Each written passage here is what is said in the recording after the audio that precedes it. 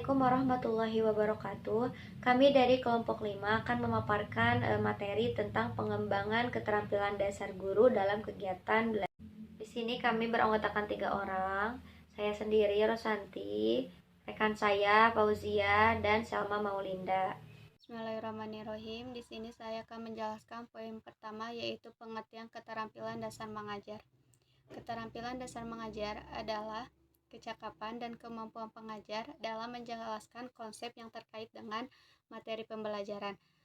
Keterampilan dasar mengajar juga berkaitan dengan semua aspek kemampuan guru dan berbagai tugas guru yang berbentuk keterampilan dalam rangka memberi rangsangan dan motivasi kepada peserta didik. Ya, poin kedua yaitu pembukaan. Bagi seorang guru, keterampilan membuka dan menutup pelajaran menjadi keterampilan dasar yang penting untuk dimiliki. Karena untuk mencapai pembelajaran yang efektif, menarik, dan menyenangkan, maka pembukaan kegiatan belajar mengajar ini harus menarik dan berpengaruh terhadap semangat siswa dalam mengikuti pembelajaran di kelas. Adapun cara membuka yang baik yaitu yang pertama, menyapa siswa dengan semangat. Saat memulai kelas, guru harus menyapa siswa dengan semangat agar siswa juga bersemangat untuk mengikuti pembelajaran. Membuka atau memulai pelajaran dengan sapaan yang semangat. Membuka atau memulai pelajaran dengan sapaan yang semangat dari guru sangatlah penting karena berpengaruh terhadap motivasi dan rangsangan peserta didik. Yang kedua, menarik perhatian siswa. Dalam mengajar, metode dan model mengajar guru adalah hal penting bagi para siswa.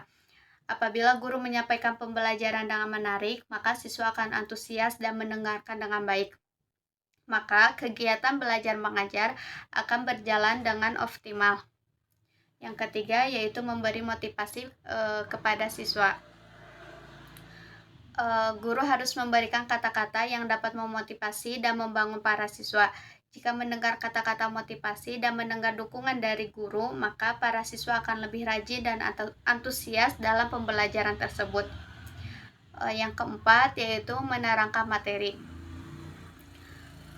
Guru dapat memulai pembelajaran dengan menjelaskan tentang keterkaitan materi yang akan dibahas dengan materi yang sebelumnya. Guru juga dapat menjelaskan tujuan dari pemberian materi tersebut, supaya siswa dapat mengetahui dan lebih paham alur pelajaran mereka pada pertemuan tersebut. Ya, poin ketiga yaitu pemberian keterampilan motivasi dan apersepsi. Yang pertama yaitu motivasi. Pemberian motivasi yang dilakukan Nabi Muhammad yaitu 1. Pemberian penghargaan, 2. Mencegah perilaku buruk, 3. Memberi pujian, dan 4. Meningkatkan percaya diri, dan 5. Menghadapi perilaku buruk. Adapun pemberian apersepsi yang dapat dilakukan oleh guru, yang pertama, menampilkan video yang berkaitan dengan materi.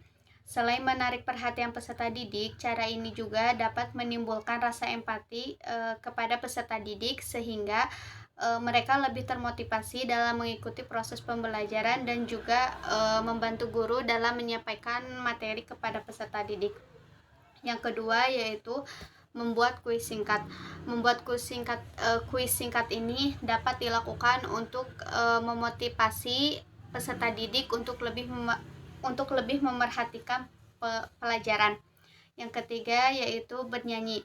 Kita bisa bernyanyi sesuai dengan tema kita hari ini. Misalnya subtemanya yaitu kebunku. Kebunku. Maka kita bisa menyanyikan lagu Lihat Kebunku dan menanam jagung di kebun. Yang keempat, apersepsi ini juga dapat dilakukan dengan permainan atau games, dengan permainan yang sederhana yang sebisa mungkin dapat memunculkan kreativitas anak. Selanjutnya yaitu tentang pengembangan teknik dan taktik menjelaskan, yang mana teknik menjelaskan ini merupakan pendamping dari teknik bertanya. Jikalau seorang anak kita tanyain sesuatu ataupun kita bertanya sesuatu kepada anak tersebut namun anak tersebut belum bisa menjawab, maka disinilah fungsi dari teknik menjelaskan. Jadi sebelum anak bisa menjawab sebuah pertanyaan, maka seorang guru wajib menjelaskan apa yang berkaitan dengan si pertanyaan itu. Apa saja komponen-komponen pertanyaan itu? Yang pertama yaitu pertanyaan yang dibuat seorang guru atau yang dilontarkan seorang guru itu haruslah jelas dan singkat. Karena pertanyaan yang jelas dan singkat itu dapat membuat siswa memahami ataupun dapat menjawab pertanyaan. Adalah pemberian acuan. Pemberian acuan ini berfungsi agar seorang guru sebelum bertanya memang kadang-kadang harus memberikan acuan berupa informasi yang berkaitan dengan pertanyaan, yaitu pemberian ataupun pemindahan giliran, yang mana pemindahan giliran ini berfungsi untuk bahwa satu pertanyaan itu tidak hanya ataupun tidak harus dijawab oleh satu siswa saja, melainkan satu pertanyaan itu dapat berfungsi untuk ataupun dapat dijawab oleh semua siswa yang ada di sana. Dengan begitu, semua siswa ikut serta dalam mengaktifkan suasana belajar yang efektif. Selanjutnya yaitu poin keempat, yang mana poin keempat itu adalah penyebaran. Penyebaran di sini bermaksud untuk agar seorang guru itu tidak hanya memberikan pertanyaan kepada siswa yang mampu menjawab pertanyaan. Justru di penyebaran ini bahwa pertanyaan ini harus diberikan kepada siswa-siswa yang justru kurang aktif di sekolah, sehingga guru dapat memicu siswa tersebut menjadi aktif. Poin kelima, pemberian waktu untuk berpikir. Seorang guru harus dapat memberikan waktu berpikir kepada anak setelah memberikan pertanyaan kepada anak, karena agar anak itu dapat berpikir sejenak untuk menjawab pertanyaan kita. Setelah kita memberikan pertanyaan kepada seluruh siswa, guru perlu memberi waktu beberapa detik untuk berpikir sebelum menunjuk salah satu siswa yang akan kita tanya. Terakhir yaitu pemberian tuntutan. Pemberian tuntutan, bila siswa itu menjawab salah atau tidak dapat menjawab, guru hendaknya memberikan tuntunan kepada siswa agar ia dapat menemukan sendiri jawaban yang benar.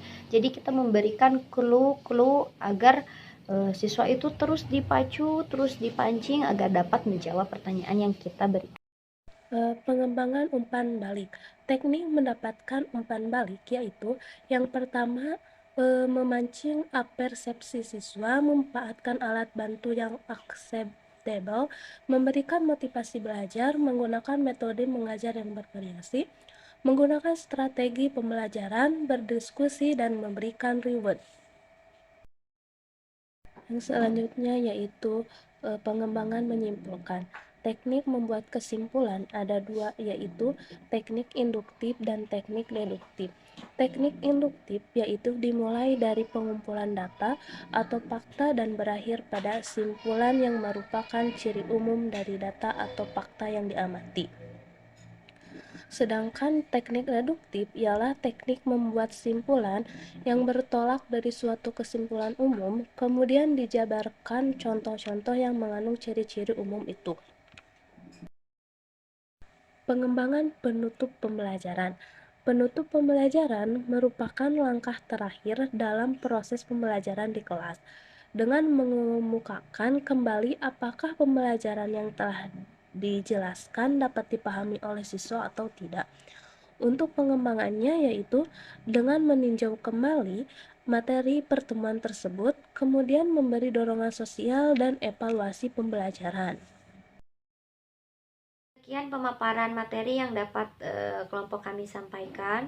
Mohon maaf atas segala kesalahan dan terima kasih atas perhatiannya. Wassalamualaikum warahmatullahi wabarakatuh.